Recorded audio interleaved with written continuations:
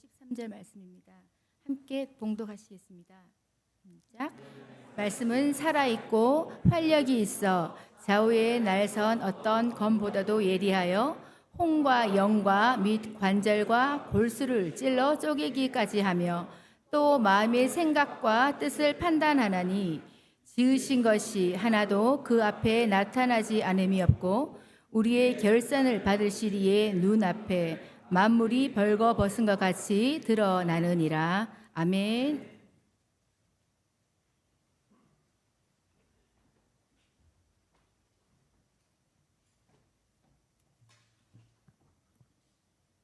말씀 듣기 전에 잠시 한번 다 같이 더 기도하시겠습니다. 주님, 이 시간 저희가 주님의 말씀을 들으려고 합니다. 주님, 이 시간 성령님께서 임하셔서 저희가 듣고 깨닫게 하시고 또 그 들은 것을 실천할 수 있도록 순종할 수 있도록 인도하여 주시옵소서. 아버지 하나님, 인간의 설명으로 알아듣는 것이 아니라 성령이 간섭하셔서 우리가 주님이 원하시는 것을 듣게 하시고 또 주님이 바라시는 것을 저희도 함께 소망할 수 있도록 주여 인도하여 주시옵소서. 감사드리며 예수 그리스도 이름으로 기도드렸습니다. 아멘. 오늘 아침에는 저희가 히브리서 4장의 두 구절만 읽었습니다. 오늘은 이 두 구절만 살펴볼 텐데요. 제가 이 두 구절을 가지고 여러분들과 말씀을 나눌 때에 제가 이 말씀을 여러분들에게 해부해드리겠다라고 그렇게 표현을 하고 싶습니다.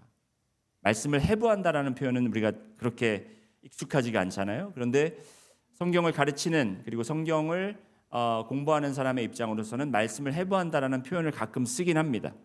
우리는 주로 말씀을 해석한다, 아니면 말씀을 설명한다, 아니면 말씀을 주석을 가지고 우리가 파헤친다, 그렇게 이제 이야기를 하지만 말씀을 해부한다라고는 우리가 잘 얘기를 하지 않는데, 해부라는 것은 여러분 살아있는 생물체를 절개해서 그 내부의 각 부위를 체계적으로 살펴보는 것을 의미합니다. 그래서 우리 안에 있는 것을 들여다보기 위해서 몸을 잘라내고 절단하고 그 안에 있는 것들을 또 잘라내서 그 올겐이 잘못된 것, 거기에 무슨 그것을 자세히 들여다보거나 아니면 이 올겐 때문에 가려져 있는 그 내장 때문에 가려져 있는 그 속 안의 것을 더 깊은 것을 들여다보기 위해서 우리가 해부를 한다라는 설명을 하는데, 제가 왜 해부한다라는 이 표현을 했는지를 오늘 말씀을 보면서 한번 설명을 드리기 원합니다. 12절 말씀 다시 한번 보시면, 하나님의 말씀은 살아있고 활력이 있어 좌우에 날선 어떤 검보다 예리하여 혼과 영과 및 관절과 골수를 찔러 쪼개기까지 하며 또 마음의 생각과 뜻을 감찰하니. 여기서 날선 검으로 혼과 영과 관절과 골수를 찔러서 쪼개고 마음의 생각과 뜻을 감찰한다고 하는 것은 바로 이건 거의 외과적 수술 과정처럼 이미 들리시죠? 아닙니까? 그래서 제가 말씀을 이렇게 읽다가 이거를 정말 우리가 수술실에 간 것처럼 말씀을 해부해서 하나씩 들여다보면 좋겠다. 두 절밖에 안 되지만 12절을 우리가 좀 해부해보고요, 13절은 우리가 해부해보면 13절이 어떤 뜻을 가지고 있는지를 자연스럽게 알게 됩니다. 그래서 우리가 첫 번째, 하나님의 말씀은 이 주어고 하나님의 말씀이 이렇다 설명이 나오는데, 첫 번째 우리가 들여다봐야 된 것, 잘라내어서 검사해야 되고 들여다봐야 되는 것이 무엇이냐면 하나님의 말씀은 살아있다, 이 말씀입니다. 따라해 보실까요? 하나님의 말씀은 살아있다. 하나님의 말씀이 살아있는 것을 믿으십니까? 근데 하나님의 말씀이 살아있다라는 것이 무슨 뜻일까요? 말씀이 살아있으니까 뭐 설명이 안 되겠죠. 살아있다라는 건 우리가 분명히 아는데 그게 살아있다라는 것이 어떤 의미인지를 우리가 잘 모르는 거예요, 그렇죠? 여러분, 우리는 어떠한 물건을 보고 어떠한 그 사물을 보고 이것이 살아있는 것인지 죽어있는 것인지 알 수 있습니다. 여러분, 이 강대상은 살아있는 것입니까? 죽은 것입니까? 살아있는 게 아니죠. 그럼 여기 제가 사용하고 있는 마이크는 살아있는 것인가요? 죽어있는 것인가요? 제가 설교를 하려고 사용하는 이 아이패드는 살아있는 것일까요? 죽어있는 것일까요? 소리가 나오는데도요? 그리고 막 이렇게 하면은 여기 움직이고, 그렇죠? 막 뭐 여기 뭐 보여주고 이런 것도 나오는데 죽어있는 걸까요? 죽어있는 거죠.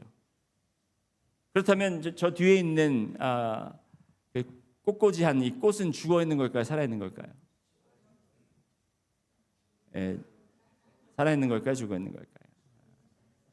아직은 살아있죠. 근데 솔직히 말씀드리지만 저거는 가짜 꽃입니다. 진짜 꽃이 아니에요. 진짜 꽃이라면 생명체가 아직 있기 때문에 잠시 뭐 죽겠지만 지금은 그래도 살아있는 거지만 지금 저게 생화가 아니기 때문에 죽어 있습니다. 그럼 여러분 저는 살아있나요? 죽어 있나요? 살아있습니다. 예. 여러분 살아있다라는 것은 생명이 있다라는 거예요. 생명이 있다.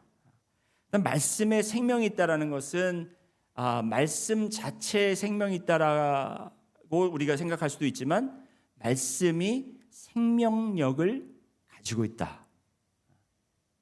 말씀이 살게 하고 죽게 하는 능력이 있다라는 그런 말로 생각하시면 좀 좋겠습니다. 가장 적합한 표현은 말씀이 살아있다라는 그것을 우리가 이해하기 쉽도록 적합한 표현은 말씀을 씨앗과 비교해 보면 좋을 것 같아요. 여러분 씨앗은 살아있나요? 죽어있나요? 확실하십니까? 살아는 있지만 여러분 그 씨앗이 생명력을 발휘하려면 땅에 묻혀야 되고, 그렇죠? 그러니까 이 씨앗은 씨앗 상태에는 씨앗 그대로의 상태는 그 휴면 상태입니다.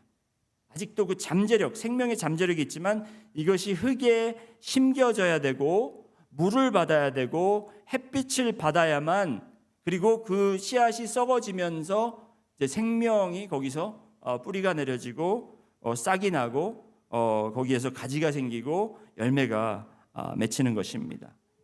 그런데 이 말씀이 생명력이 있고 말씀이 살아있다라는 것을 씨앗으로 비교한 이것이 저의 생각이 아니고 이것은 예수님께서 하신 말씀을 여러분이 떠올릴 수 있어요.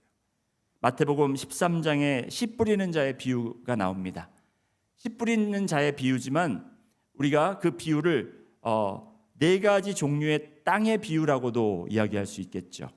마태복음 13장 펴보실 필요는 없겠지만 예수님께서 비유로 말씀하시는데 한 씨 뿌리는 자가 땅에 씨앗을 뿌리는 그런 비유를 이야기하십니다. 그런데 그 네 가지 땅의 종류가 있는데 첫 번째 땅은 길가, 그리고 두 번째는 돌밭, 세 번째는 가시떨기가 있는 땅, 그리고 네 번째는 좋은 땅을 이야기합니다. 길가는 이게 콘크리트 바닥처럼 딱딱해서 씨앗이 뿌려져도 뿌리를 내릴 수가 없는 그것을 의미하는 거예요. 말씀의 생명력이 있어도 우리 듣는 자들이 그 말씀을 생명력 있게 받아들이지 않고 우리가 그 말씀이 뿌리 내리지 않게 한다면 그 말씀에 잠재하고 있는 그 능력, 생명의 능력이 발휘되지 않는다라는 것을 이야기할 수 있겠죠. 그리고 돌밭에는 이 씨앗이 뿌려져서 그 돌들 사이로 뿌리가 맺히려고 할 때 새들이 와서 주워 먹고 그럴 수 있다라는 거예요. 그리고 가시떨기에 떨어진 씨앗은 그 가시 사이로 뿌리를 완전히 내리지만 싹이 날 때 가시 때문에 그것이 죽어버리고 만다라는 거예요. 그 가시가 세상의 염려와 그렇죠? 걱정하는 것, 그것을 이야기하죠. 그리고 마지막으로 좋은 땅이라는 것은 잘 가두어진, 잘 이렇게 다듬어진 그런 땅에 씨앗이 뿌려지면 그 땅에는 그 씨앗은 거기에서 뿌리를 내리고 열매를 맺힐 수 있다라는 것입니다. 하나님의 말씀은 이렇게 우리 믿는 자들의 마음의 밭에 떨어지면서 생명을 주고 우리의 삶 속에서 열매를 맺기 때문에 살아있다라고 표현하는 거예요. 그렇기 때문에 여러분이 말씀을 우리 마음속에 심어야겠습니까? 아니면 그냥 대충 알아들어야 되겠습니까? 심어야 되겠죠. 그러면 여러분이 주님의 말씀을 대할 때, 우리가 기도할 때 주님 이거 제가 이해할 수 있도록 이해의 능력을 더 강하게 깊게 해주세요라고 기도하는 것보다는 주님 저의 마음밭을 가꾸어 주시옵소서. 나의 마음 속에, 우리가 완악한 마음도 이야기했잖아요. 히브리서 공부하면서 완악한 마음에 대해서 이야기 들었을 때 이 완악한 마음을 그 단단한 길가라고 비교하시면 됩니다. 저의 마음이 완악해지고 단단해져서 주님, 제가 말씀을 들을 때 이 말씀을 정말 이렇게 부드럽게 해주시고 또 기름진 땅이 되어서 주님의 말씀이 떨어질 때 그 말씀이 뿌리를 내리고 말씀의 열매를 맺는 그런 마음으로 그렇게 만들어 주십시오라고 기도하고, 또 우리가 주님, 제가 말씀을 듣지만 세상에 염려와 근심이 많습니다. 그래서 말씀이 들어가도 이게 열매를 맺지 못합니다. 말씀에 능력이 없습니다. 그렇기 때문에 가시덤불을, 저에게 있는 가시덤불과 걱정과 근심을 제거해 주세요. 그렇게 우리가 기도를 해야 되겠습니다. 그래야만 우리가 말씀에 정말 그 생명의 능력이 우리 안에 거하면서 말씀의 능력이 여러분의 삶을 통해서 나타날 줄 믿습니다. 두 번째, 우리가 두 번째 부분을 이 12절 말씀에서 이렇게 해부해서 끄집어내서 봐야 되는 말씀이 뭐냐면, 하나님의 말씀은 활력이 있다라는 것입니다. 따라해 보실까요? 하나님의 말씀은 활력이 있다.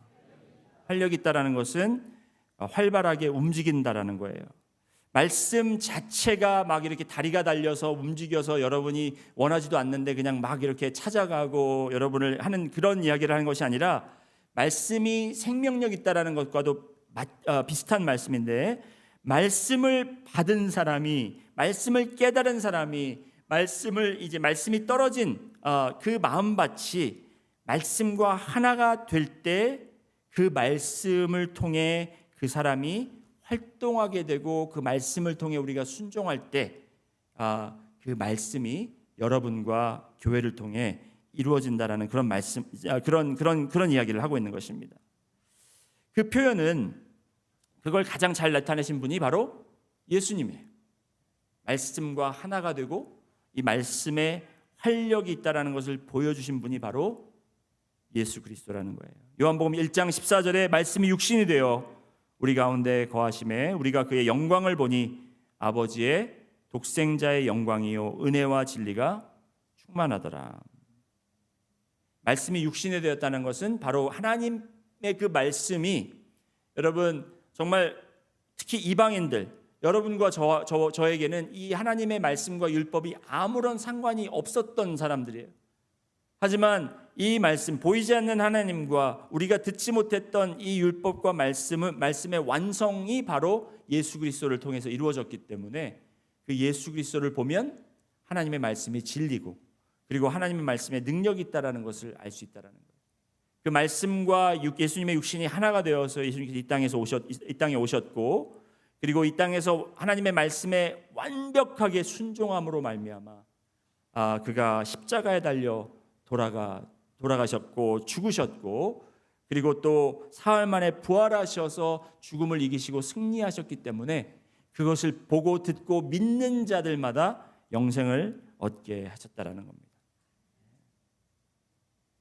그렇기 때문에 이 말씀이 활력 있게 움직이려면 교회가, 따라해 보실까요? 교회가 말씀과 하나가 되어야 된다.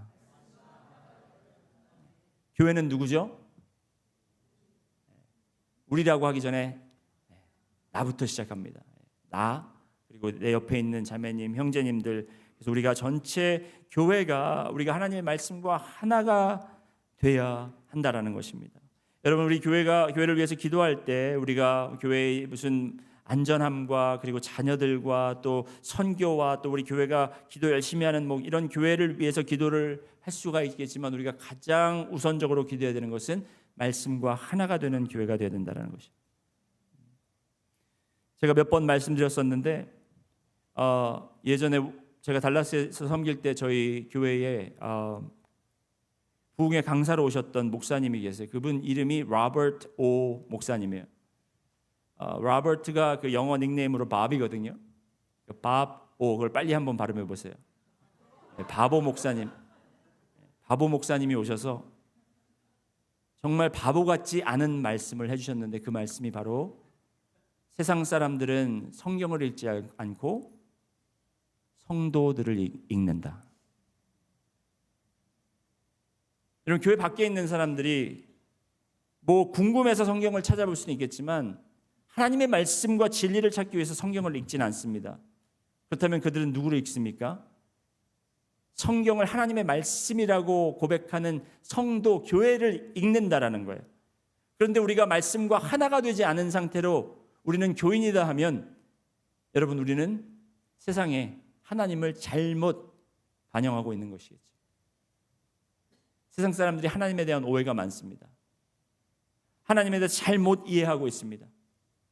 정말 하나님의 그 구원의 능력과 사랑이 무엇인지 모르고 있는 이유는 바로 교인들이, 성도들이, 하나님의 예수의 제자된 자들이 우리가 말씀과 하나가 되지 않고 그 생명력 있는 말씀이 우리 안에 정말 이게 뿌려져서 씨앗처럼 뿌려져서 뿌리를 내리고 열매를 맺는 것이 아니라 그냥 우리는 듣고 잊어버리고 듣고 우리가 알아서 제거하고 새들이 와서 주워 먹게 하고 세상에 대한 걱정들이 그것을 싹이 못 나도록 죽게 하는 그러한 엄청난 우리가 실수를 범하고 있다는 거죠. 세 번째로 우리가 이제 하나님의 말씀 살아있다. 하나님의 말씀은 활력 있다. 이 두 가지를 봤는데 세 번째로 우리가 이 해부에서 봐야 되는 부분은 뭐냐면 하나님의 말씀은 좌우의 날선 어떤 검보다 예리하다. 하나님의 말씀은 날카롭다라는 거예요. 칼처럼. 성경에서 이 양날의 검에 대한 은유적인 표현들이 나옵니다. 이 양날 검을 제가 직접 보지는 못해서 어떤 용도로 사용되는지는 이게 그 사용하는 사람마다 다른데 성경에서 양날의 검이라고 하면 이게 부정적인 해석도 있고 긍정적인 해석도 있습니다. 그런데 모든 이 성경에서 나오는 양날의 검을 표현할 때는 이 칼의 역할이 뭐냐면 나누는 거예요. 나누는 것. 그러니까 심판도 나누는 거죠. 어떤 걸 나눕니까? 양과 염소를 나눕니다. 심판도 믿는 자와 믿지 않는 자, 순종하는 자와 불순종하는 자들을 나누는 거예요. 그러니까 이게 부정적인 이유는 이제 그 심판이 다가와서 하나님께서 나누게 되면 이제 이 염소가 된 자들 아니면 불순종한 자들은 지옥불에 던져질 수밖에 없는 거예요. 하지만 긍정적인 것은 이 나눔을 통해서 우리 믿는 자들은 영생을 얻을 수 있다는 거예요. 오늘 여기 히브리서에서 양날 검이 사용된 목적은 아까도 말씀드렸지만 신체의 각 부위를 자르는 이 외과용 칼처럼, 왜 그 의학 드라마들 보면은 왜 의사들이 막 그 긴장된 상태에서 간호원 메스 그러면 딱 칼을 주잖아요. 그렇죠? 여러분 그 메스 그 칼, 영어로는 스캐벌이라고 하죠. 그 칼이 날카로워야 되는 이유를 아시죠? 안 날카로우면 얼마나 아프겠어요.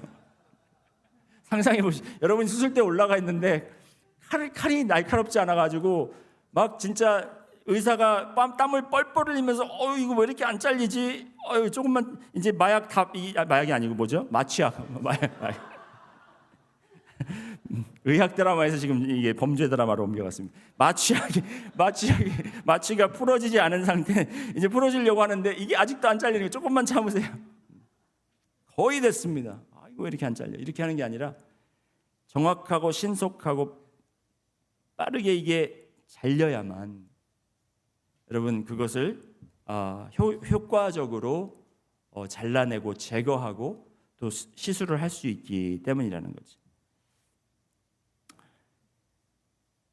하나님의 말씀이 여러분 무엇을 이렇게 날카롭게 잘라내겠습니까? 우리가 그냥 생각할 땐 우리의 죄를 잘라내는구나. 우리가 필요 없는 거, 쓸데없는 걸 잘라낸다고 하는데 여러분 자, 오늘 이 말씀에서 한번 답을 찾아봅시다. 하나님이 이 날카로운 검으로 살아있고 활력이 있고 날선 어떤 검보다 예리한 이걸로 무엇을 잘라내는지, 무엇을 나누는지 말씀 한번 12절 같이 한번 다시 읽겠습니다. 시작. 12절. 하나님의 말씀은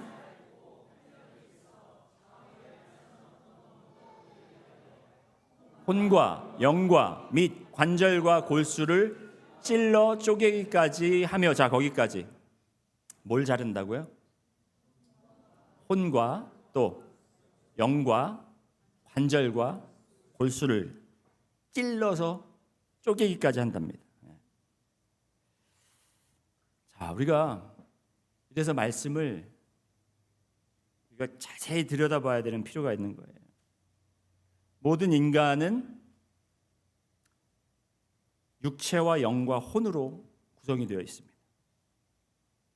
그렇기 때문에 우리가 느끼는 것, 우리가 겪는 고통과 우리가 겪는 문제들은 단순한 그냥 육체적인 문제가 아니라 영과 혼과 육체의 문제라는 거예요. 복합적이라는 겁니다. 예를 들어서, 간단한 예를 들어서 여러분이 배고플 때 그냥 육체가 허기진 걸로 끝나는 게 아니에요. 배고프면 짜증이 납니다. 화가 납니다. 그리고 배가 성경에도 보면 금식하라라는 내용들이 나옵니다. 그리고 이 구약 성경에서는 금식하는 것도, 예수님께서도 금식하신 장면이 나는데, 이렇게 단식하면서 음식을 절제하면서 음식을 먹지 않으면서, 여러분 그것이 육체를 위한 걸까요? 영을 위한 거겠죠. 이렇게 먹는 것 가지고도 우리가 육과 혼과 영의 필요와 그리고 또 제거해야 될 부분들을, 그 문제, 각 영의 문제, 혼의 문제, 육의 문제, 이것들을 우리가 다 찾아낼 수 있다는 거예요. 근데 우리는 이걸 그냥 한꺼번에 보기 때문에 그냥 배고파 하면서 끝내버릴 수가 있다는 거예요. 그렇지만 이 배고픔, 이런 문제까지도 우리가 말씀 안에 가지고 오면 하나님께서 말씀으로 그것을 찌르고 쪼개신다라는 거예요. 부분적으로 영적인 것과 혼적인 것과 육적인 것으로 나누신다라는 거예요. 그러니까 우리가 한 사람인데 그 안에는 이 세 가지 구성 요소가 있고, 이 세 가지 구성 요소는 항상 일치하지 않아요. 서로 동의하지 않을 때가 많아요. 오히려 서로 반대적인 생각과 반대적인 것을 추구할 때가 있다라는 겁니다. 이게 제 말이 아니라 로마서 7장 22절 24절 말씀을 한번 보시겠습니다. 로마서 7장 22절 23절 말씀을 한번 같이 보시면 자, 22절 함께 읽습니다. 시작. 내 속사람으로는 하나님의 법을 즐거워하되. 여기서 속사람은 누구예요, 여러분? 누굴 이야기하는 겁니까? 영과 혼과 육 중에서 영을 이야기하고 있는 거죠. 속사람, 육은 아니에요, 확실히. 내 속사람, 영으로는 하나님의 법을 즐거워해요. 여기 계신 여러분이 정말 기독교인이라, 나는 그리스도인이다라고 고백하는 분들은, 여기서 제가 하나님의 말씀은 생명입니다, 여러분 하나님의 말씀을 존귀하게 여기십시오 하면 다 아멘 하실 거예요. 싫습니다 그럴 사람 하나도 없어요. 그런 분들은 여러분이 그리스도인이 아닐 수가 있어요. 법을 즐거워해요, 내 영은. 그런데 23절 읽습니다. 시작. 내 지체 속에 한 다른 법이 내 마음의 법과 싸워 내 지체 속에 있는 죄의 법으로 나를 사로잡는 것을 보는도다. 여기서 내 지체 속에 있다 하는데, 내 지체는 뭘 얘기하고 있습니까? 육신을 얘기하는 거예요. 그래서 내 마음의 법, 마음은 혼입니다. 그러니까 이게 나인데 이게 세 가지 요소가 있는 거예요. 하나는 법을 즐거워하고 하나는 죄를 즐거워하고, 이게 지금 싸워서 마음을 지금 사로잡는 거예요. 마음 안에 그 싸움이 있는 겁니다. 그래서 24절에 바울이 어떻게 고백을 하느니가 하면 함께 읽습니다. 24절 시작. 오호라 나는 곤고한 사람이로다. 이 사망의 몸에서 누가 나를 건져내랴. 사망의 몸에서.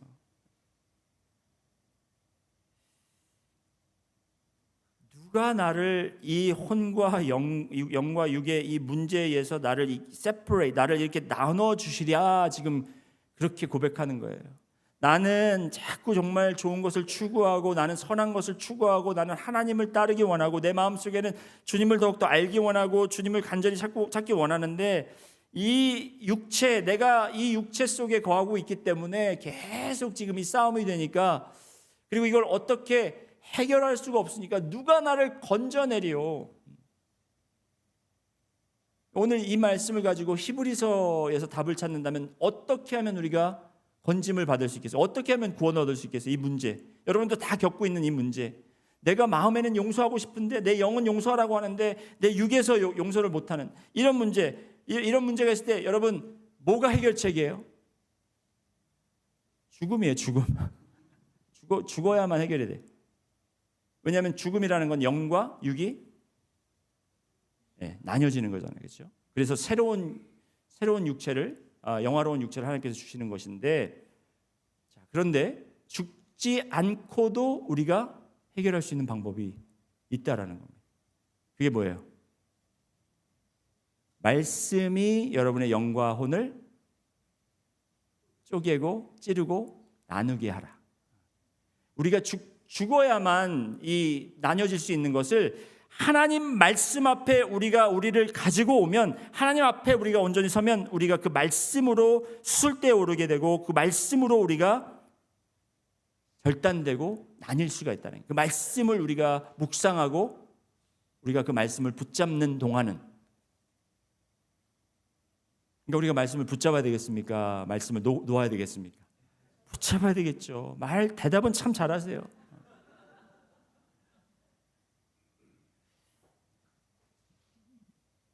그래서 이제 하나님의 말씀이 이렇게 우리를 자르고 나누는 이유는 12절 그 후반에 보면 이렇게 해서 또 마음의 생각과 뜻을 감찰하나니라고, 이제 마음의 생각과 뜻을 감찰한다고 하잖아요. 여러분, 우리가 그냥 배고프니까 짜증나, 당연하다고 생각하고 다른 사람이 내 앞을 새치기 했으니까 화가 나, 그리고 내가 지금 불정당한 일을 당하기 때문에 이거는 내가 원수를 갚아야 돼. 이거는 우리가 정말 세상에서 배운 이치대로 우리는 생각도 안 하고 어떠한 그 과정, 혼과 영과 육을 거치지 않고 그냥 우리가 내리는 결정이에요. 그런데 우리가 느끼는 모든 감정과 그리고 우리가 생각하는 모든 것이 마음의 생각과 뜻이 있다라는 거예요. 마음의 뜻, 동기가 있다라는 거예요. 내 마음 속에 동기가 있다라는 거예요. 그거는 하나님이 말씀으로만 비춰 주셔야 우리가 알 수 있다라는 거예요. 내가 왜 음악을 평생 해왔고 음악을 좋아했는지, 저는 음악이 좋아서 그런 줄 알았는데 하나님께서 말씀 앞에 저를 보여주시고 저의 상황 속에서 제가 음악을 더 이상 할 수 없었을 그 상태에서 제가 하나님의 말씀 앞에 서 보니, 네가 음악을 좋아했던 이유는 음악이 좋아서가 아니라 음악을 도구로 사용해서 네가 유명해지고 음악을 통해서 칭찬받고 잘한다고 인정받는 그것을 네가 추구했구나라는 마음의 동기를 보여주신 거예요. 내가 왜 박사 공부를 하느냐? 정말 내가 공부하는 그것을 엄청나게 파고들어서 내가 알기를 원하는 것보다 내가 다른 사람들보다 더 뛰어나기 위한 그 마음속에 불순한 동기가 있다라는 거예요. 목사님, 그게 뭐 꼭 잘못된 건가요? 남들보다 다 그렇게 사는데. 그렇죠? 다 그렇게 살죠. 그런데 문제는 그것이 하나님의 뜻인지 아니면 나의 욕심인지를 우리가 알아야 된다는 거죠. 그래서 하나님께서 영과 육과 혼을 이렇게 나누시는 이유가 우리의 생각과 뜻을 감찰해 주시기 위해서. 근데 우리가 말씀 앞에 나오지 않고 그냥 주일날 지금 제 말씀 듣는 걸로 끝난다고 생각하지 마세요. 이거는 그냥 제가 수박 겉핥기처럼 드리는 거고, 이제는 이 말씀 가지고 여러분이 삶 속에서 말씀을 붙잡고 매 순간 말씀 앞에 나오셔야 되는 거예요. 그래서 시편 139편 23절 24절에 다윗이 이렇게 간절히 기도하잖아요. 어떻게 기도하냐? 하나님이여, 나를 살피사 내 마음을 아시며 나를 시험하사 내 뜻을 아옵소서. 내게 무슨 악한 행위가 있나 보시고 나를 영원한 길로 인도하소서. 다윗이 죄를 짓고, 하나님, 제가 벳시바와 제가 동침을 하고 남의 여인을 탐했습니다. 그리고 저에게 충실한 우리아를 죽였습니다. 그 죄를 회개한 게 아니라, 주님, 나의 마음의 생각과 뜻을 감찰하여 주시옵소서. 말씀이 우리를 온전히 그렇게 수술대에 올려놓고 우리를 해부하고 우리의 생각과 우리의 마음의 동기를 드러낼 수 있다는 겁니다. 그런데 좀 더 제가 설명을 드리면, 어떤 사람이 이렇게 이야기를 했습니다. 이 육체와 혼과 영의 관계에 대해서 세 가지 인격이라고 생각할 수 있잖아요. 근데 그게 아니라 이게 우리를 이루고 있는 건데요. 어떤 우리가 육체, 영혼의 관계를 이렇게 설명했는데 영혼, 곧 혼은 우리의 인격의 중심이며 마음, 의지, 감정이 작동하는 곳이라고 그렇게 표현했습니다.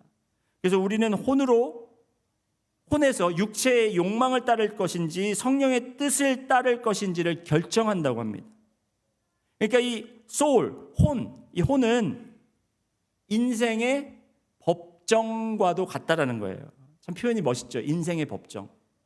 그러니까 법정에서 뭐가 나옵니까? 거기에 결정이 나오는 거예요. 내가 뭘 할지, 이렇게 할지 저렇게 할지. 그런데 혼에서 그게 결정이 되는데, 그럼 이게 하나님을 몰랐을 때는 우리는 육에 속한 사람이에요. 그러니까 우리는 여기서 뭐 결정할 필요가 없어요. 그냥 육의 방법대로 따라가는 거예요. 그런데 우리가 믿는 사람이 되었기 때문에 이제 우리의 혼, 곧 우리의 마음이라고 하죠. 마음, 정신, 우리의 혼에서 싸움이 일어나는 거예요. 하나님의 법과 세상의 법과 육체의 법이 계속 갈등을 일으키는데, 말씀을 읽지 않으면 지금 이 영의 사람이 이 영향을 섭취를 못하고 비실비실하다 보니까 영의 사람이, 그렇죠? 맨날 누가 이겨요? 육의 사람이 이기는 거예요. 자, 여러분, 사탄은 마귀죠. 마귀. 우리의 적 마귀는 여러분의 육을 공격할까요? 영을 공격할까요? 둘 다 할까요? 둘 다 하겠죠. 다 합니다. 근데 사탄이 가장 즐겁고 가장 기쁘고 가장 진짜 이 흥분하면서 공격하는 부분이 여러분의 정신이라는, 여러분의 혼을 쏙 빼놓는다고 하잖아요. 그렇죠? 그런 표현 하잖아요. 여러분 정신없게 하잖아요. 그렇죠? 정신없어요. 요즘에 보면. 저도 그렇고 여러분도 그렇고.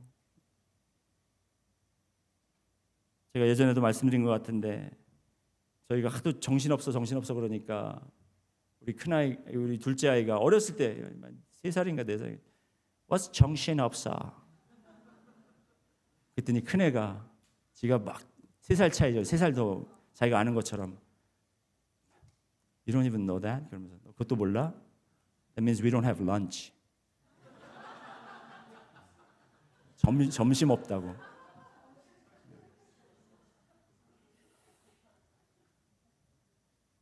진짜 있었던 일이에요. 너무나 자신 있게.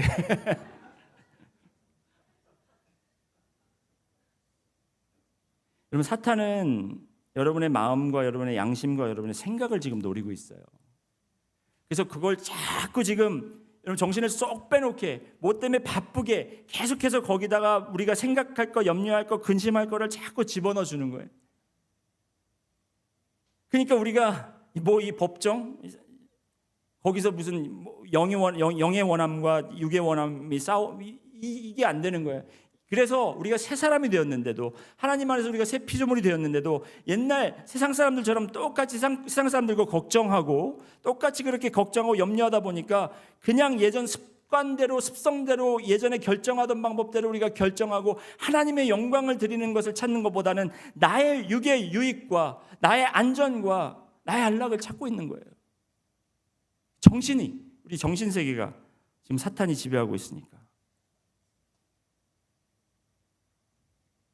그래서 말씀을 우리가 집중해서 봐야 되는 게, 그냥 말씀을 이렇게 겉핥기식으로 읽으라는 것이 아니라, 그냥 성경 통독한다고 그냥 쭉 읽고 이렇게 하는 것이 아니라, 여러분이 말씀을 정말 집중해서 이 말씀이 나를 지금 어떻게 쪼개고 있고, 여기서 나에게 주는 영적인 말씀이 무엇이며, 여기서 내가 정말 봐야 하는 나의 육체적 정말 옛 모습의 습성은 무엇인가를 내가 찾으면서 정말 나의 정신을 맑게 주님께 드리면서, 주여 내가 주님께 영광을 돌릴 것을 소원합니다. 기도합니다.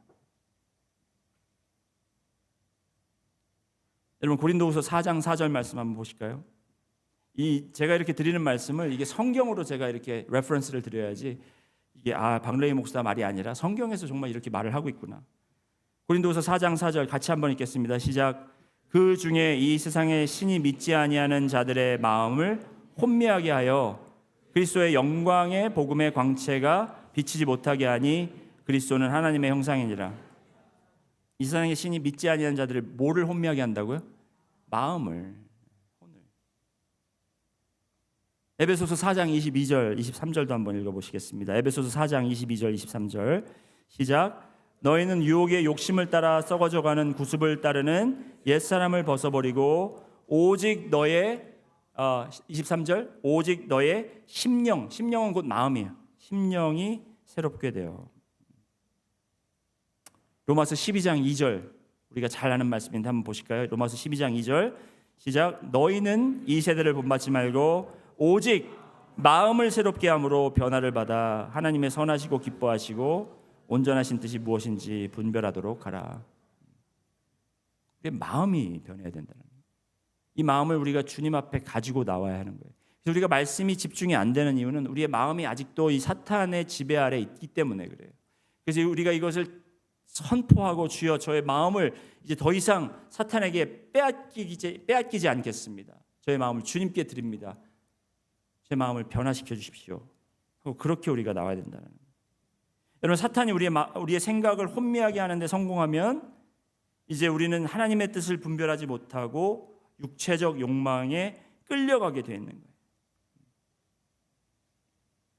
그래서 여러분이 바쁘고 정신이 없고 정말 이렇게 혼이 빠진 상태에 있을수록 가장 기뻐하는 사람은 누구다? 사탄이에요. 사탄. 사람이 아니고 사탄.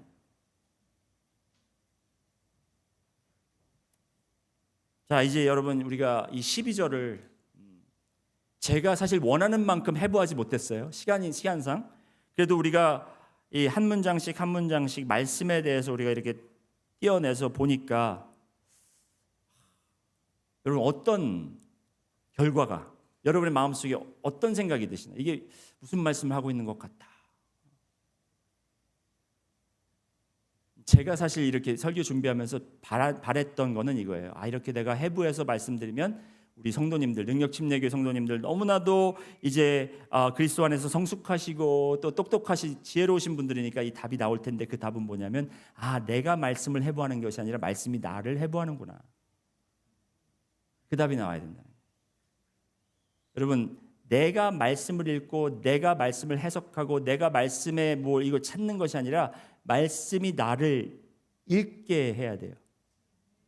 말씀이 지금 살아있고 운동력이 있어서 말씀이 날카로운 검으로 나를 쪼개고 나를 깨고 나를 찌르고 나를 나눠야 되는 작업을 해야 되는 거예요. 그런데 우리는 그걸 피하고 있다라는 거예요. 저 말씀 뭐 읽는 거는 좋은데 뭐 그냥 주일날 예배 들으면 됐죠. 이게 아니고 성경 통독하면 됐죠. 이 정도가 아니고 우리가 정말 이 말씀 앞에 온전히 우리가 수술대 앞에 서는 것처럼 우리가 그렇게 우리 자신을 드려야 된다는 거예요.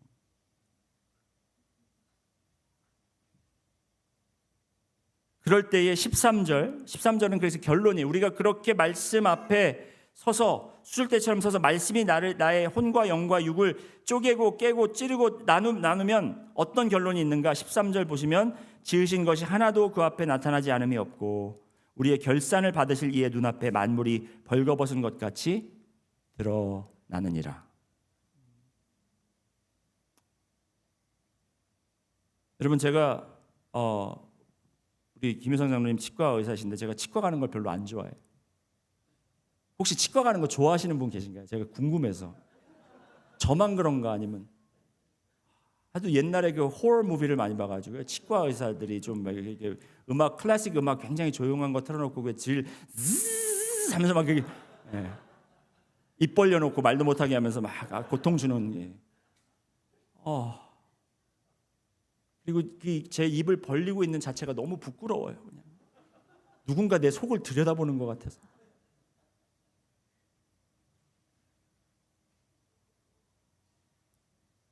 사실 말씀에 우리가 나아가기 힘든 이유 중에 하나가 내 속이 드러나는 것 같아서 그래요. 말씀을 이해하지 못해서가 아니라 이 말씀이 이걸 이야기하는 것 같은데 내가 이 말씀을 받아들이면 내가 뭔가 내가 좋아하는 걸 포기해야 되고 내가 바뀌어야 되고 자꾸 이제 나의 그 수치스러움과 나의 연약함과 이게 다 드러나니까 말씀 앞에 서는 것을 꺼려하게 되는 거예요. 지으신 것이 하나도 그 앞에 나타나지 않음이 없고, 여러분이 근데 그렇게 나오지 않는다고 해서 하나님이 모르시는 게 아니잖아요. 하나님이 이미 다 아신다고. 여러분이 벌리지 않아도 여러분이 하나님 앞에 말씀에 서지 않아도 하나님은 아신다라는 거예요. 여러분이 생각하는 그 깊은, 여러분이 알지 못하는, 깨닫지 못하는 그것까지도 하나님은 다 알고 계세요. 여러분의 동기까지 알고 계신다라는 거예요.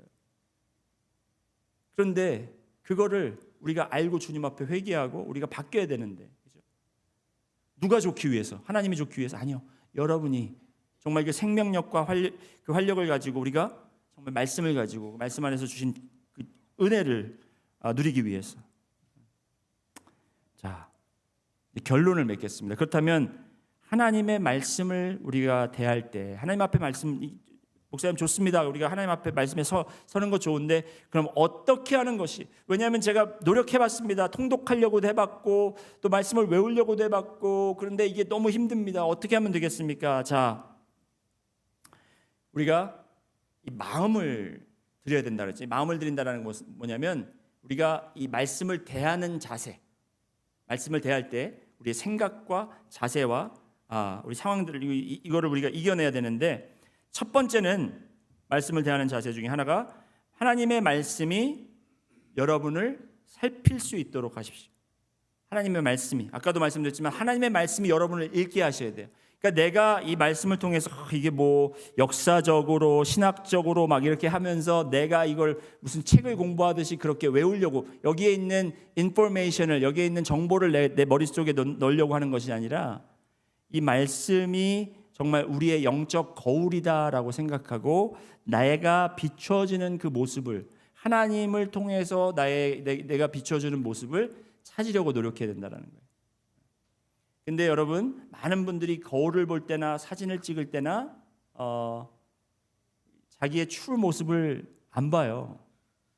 오른쪽 왼쪽 조금 더 잘생긴 부분이 있어요. 거울 볼 때도 우리가 속여요. 오늘 괜찮네 하면서 이렇게, 그렇죠? 사진을 찍어놨는데 어떤 사람은 막 그 사진의 얼굴을 막 이렇게 뭐 안 보여주려고 가려요. 보면은 똑같은데 왜 그러지? 남들은 다 아는데 자기만 속이고 살고 있는 거예요. 하나님의 말씀이, 여러분, 하나님 다 아시고 심지어 여러분 주위에 있는 분들도 다 아실 수 있어요. 나만 모르는 부분이 있어요. 나에 대해서. 내가 그걸 숨기고 내가 아무리, 여러분 말씀을 통해서 오늘 하나님, 제가 내가 직면하고 싶지 않고 내가 바라보고 싶지 않고 내가 진짜 이걸 내가 내 자신의 생각하고 고백하게 되면 정말 수치스러울 수 있는 그것까지도 주여 볼 수 있게 깨닫게 하여 주시옵소서 하는 마음으로 우리가 말씀을 드려야 돼요. 대부분의 진정한 그리스도인들은 하나님의 말씀이 중요하다라는 것을 알지만 또 다수의 그리스도인들이 성경을 묵상하고 연구하지 않고 있어요. 저희 교단에서 운영하는 그 교육기관이 있습니다. 라이프웨이라는 그 기관에서 2019년도에 리서치를 했는데, 교회 다니는 성도라고 하는 사람 중에 32%만이 매일 성경을 읽는다고 합니다. 32%면은 굉장히 적은 숫자예요. 그리고 매일 읽는다라는 게 뭐 매일 한 절을 읽는지 뭐 한 장을 읽는지 모르겠지만 내 안에 있는 그것들이 드러나 보이고 싶지 않기 때문에 우리가 성경을 대면하고 싶지 않아요. 여러분, 이해하지 못해서가 아니에요. 여러분, 우리가 정말 성령님께 간구하면 여러분 아무리 어려운 성경이라도 우리가 이해할 수 있습니다. 정 이해가 안 되시면 저한테 전화를 해주세요. 카카오 메시지를 보내시든지, 목사님 제가 이거 읽는데 도대체 이해가 안 됩니다. 설명을 해주세요. 그러면 제가 설명해 드릴게요. 괜히 구글이나 챗GPT 같은 데 가서 이해하려고 하지 마시고 저한테 물어봐 주세요. 제가 아는 데까지 여러분께 알려드리겠습니다. 그런데 저보다도 더 여러분에게 친절하고 정확하게 알려주실 분은 바로 성령님이시다라는 거예요.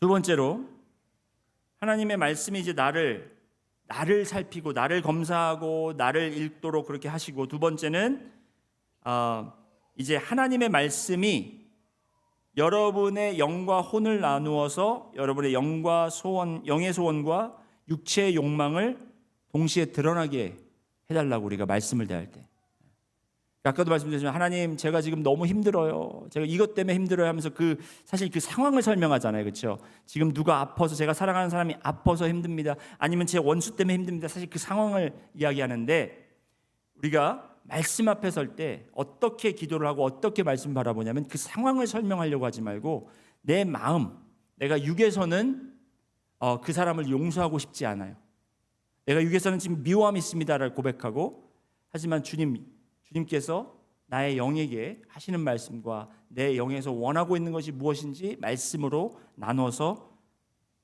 가르쳐 주시옵소서, 가르쳐 주세요. 이렇게 그런 자세로 기도하는 거예요. 여러분, 제 개인적인 경험을 말씀드리면은, 이제 제가 이제 말씀을 이렇게 외우고, 저는 이제 그냥 묵상하고 이걸 오랫동안 해왔는데, 그것보다 좀 더 깊이 들어가기 위해서 이제 말씀을 제가 하루에 성경을 한 장씩 외우려고 좀 노력을 하고 있는데, 그 과정이 뭐냐면 이제 수십 번 읽습니다. 반복해서 읽고, 그리고 또 그걸 묵상을 합니다. 그런 다음에 이제 이거를 증거로 남겨야 되니까 영상을 찍고 그걸 업로드해서 같이 그걸 하시는 분들에게 나눠드립니다. 그리고서 그것만 끝나는 게 아니라 제가 그러면 그걸 묵상하면서 느낀 점, 제가 그에서 디브리핑을 쓰는데, 여러분 말씀은 정말 정확해요. 정확하다는 게 내 상황에 정확한 말씀을 뭐 이렇게 주고 이런 것도 있겠지만, 그게 아니라 내 영적 상태가 그냥 드러나 버려요. 제가 어딘가 막히잖아요. 아는 말씀인데도 읽는데 안 들어와요. 읽다가 딴 생각하고 있어. 왜 그러지? 그러면서 정신 차려서 읽으려고 하면 또 딴 데가 있고. 그리고선 겨우겨우 해가지고 외워가지고 다 했는데 디브리핑 쓰려고 그러면 할 말이 없는 거예요. 아는 말씀인데도. 지금 나의 영적 상태, 나의 이 정신 세계를 하나님께서 보여주고 계십니다. 그러면 어떻게 해야 되겠어요? 안 되겠구나, 힘들구나, 포기해야지. 그게 아니라, 그러면 제가 하나님 쪼개주세요, 찔러주세요. 그래서 제가 그걸 하나님께서 separate 시켜주시면 제가 이제 육의 사람이 되는 것이 아니라 영의 사람이 될 수 있도록 하나님께 순종하고 하나님께 기대고 의지하며 나가는, 그래서 우리가 그 과정이 모두에게 필요하다라는 겁니다. 그리고 세 번째로, 이건 굉장히 그냥 프랙티컬한 방법인데요, 하나님의 말씀으로 마음을 채우는 시간을 늘리셔야 합니다. 지금 여러분이 뭐 성경 읽는 것이 1시간, 2시간 되시는 분 계시나요? 만약에 2시간을 읽으신다면 3시간으로 늘리시고요, 3시간을 읽으신다면 4시간으로 늘리시고요, 10분 읽으신다면 3시간으로 늘리세요.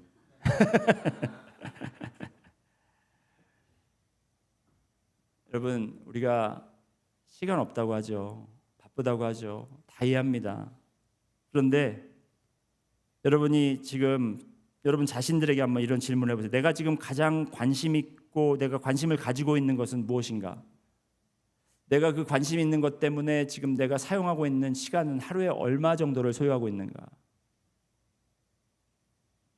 여러분, 저는 제 큰아이 차를 본인이 사도록 할 겁니다. 근데 제가 이 말씀 준비하다가 이런 예가 떠올랐어요. 왜냐하면 제 성향을 잘 알기 때문에, 만약에 제가 제 큰아이 차를 사주는 책임을 제가 맡았다면, 저는 그 차를 사기 위해서 정말 적어도 1달 반에서 2달까지 그 차를 찾기 위해서 하루에 적어도 3시간, 4시간 동안 저는 차를 리서치할 것 같아요. 왜냐하면 새 차 사줄 게 아니라 쓰던 거 사줘야 되니까, 어떤 게 좋은 유스드카인지 내가 직접 찾아보기도 하고 사람들에게 물어보기도 하고, 또 유스드카 할 때 그 가격 흥정을 어떻게 하는 방법도 막 찾아보고, 그리고 또 여기 가보고 저기 가보고 막 이렇게 하면서 제가 하루의 시간 중에 틈만 나면 그걸 찾아볼 거예요. 틈만 나면. 여러분 제가 지금 저의 부끄러운 그런 걸 얘기했는데 여러분도 똑같아요. 여러분이 관심 있다 하면 2시간, 3시간 그냥 지나가 버립니다. 그거 조금 더 알려고. 집 고친다고 하면 또 그걸 내가 직접 고쳐야지 하면서 그거 막 찾아가지고 보고 어떻게 하면 더 잘 고칠 수 있을까? 그렇게 하면 여러분 뭐가 뺏기는 거예요? 여러분의 혼이, 여러분의 정신이. 우리는 그걸 중요하고 필요하다고 여기기 때문에 몇 시간 투자하는 것이 당연하다고 생각되고 그걸 그냥 정말 인생의 삶의 우선권으로 둔다라는 거예요. 그런데 성경을 20분만 읽으라고 그래도 시간 없어요. 몇 절만 외우라고 해도 그거 외우는데요. 저 진짜 몇 시간 걸려요.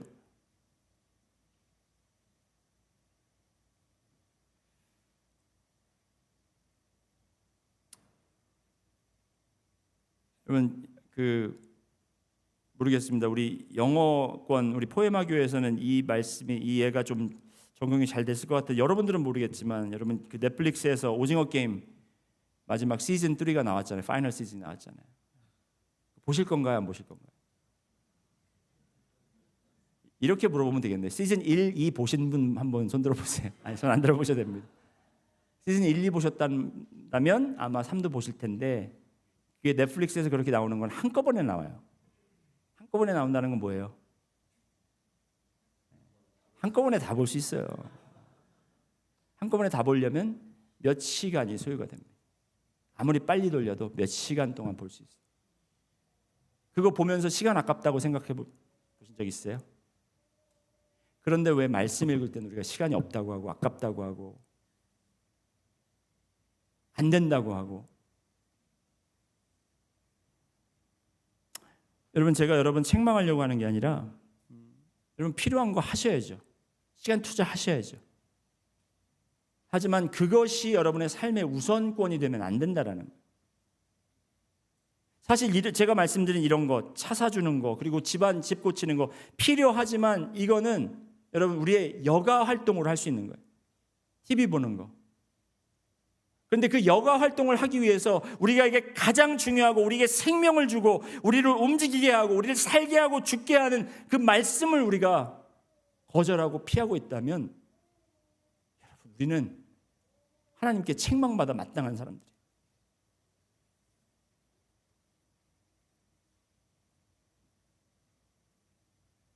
시간 투자하세요. 여러분 위에서 드라마도 보시려면 보시고 단 보시되 그냥 띄엄띄엄 보세요.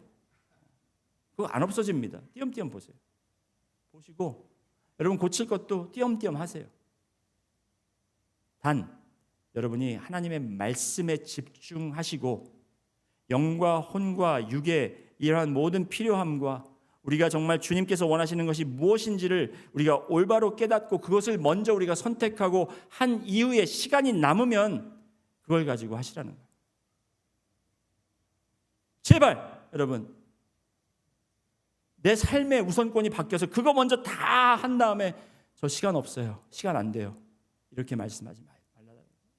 여러분이 정말 주님이 생명이고 믿는다면 여러분 내가 심지어 말씀을 보기 위해서 내가 이 말씀을 붙잡기 위해서 내 직장에 필요한 일들이 조금 소홀해지더라도 하나님께서 나의 생명을 그리고 나의 가정을 책임져 줄 수 있다라는 그런 확신이 여러분 안에 적어도 있어야 된다는.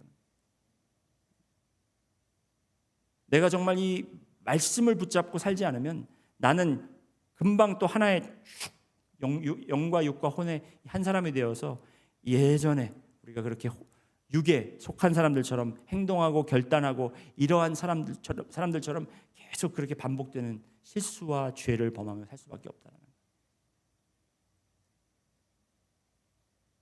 여러분 오늘 바로 지금 이 순간부터 여러분이 말씀 앞에 온전히 서시고 말씀의 수술대에 자신 있게 올라와서 하나님의 말씀의 진리의 말씀과 사랑의 말씀을 우리가 믿으시고 그 선한 하나님의 손에 여러분을 맡겨 보시기 바랍니다. 그럴 때 하나님께서 여러분의 모든 마음속에 있는 죄들을 드러내시고 여러분을 치유하시고 여러분을 회복시켜 주시리라 믿습니다. 다 같이 기도하시겠습니다.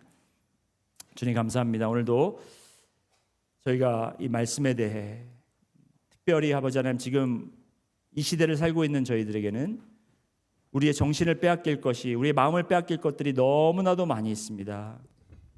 주님 우리가 그렇게 우리의 마음을 빼앗기고 정신없이 혼이 빠져 사는 그런 사람들이 아니라 주님 우리의 마음을 비우고 날마다 우리의 마음을 새롭게 하시는 주님의 능력을 의지하며 우리가 육의 것을 추구하는 것이 아니라 주님께서 마태복음에서 말씀하신 것처럼 너희는 먼저 그의 나라와 그의 의를 구하라. 그리하면 내가 이 모든 것을 너에게 더하리라. 말씀하신 그 말씀을 붙잡고 먼저 주님의 나라와 주님의 의를 구하는 저들 될 수 있도록 인도하여 주옵소서. 감사드리며 예수 그리스도 이름으로 기도드렸습니다. 아멘. 모두 자리에서 일어서셔서 저희 결단 찬양 함께 드리도록 하겠습니다.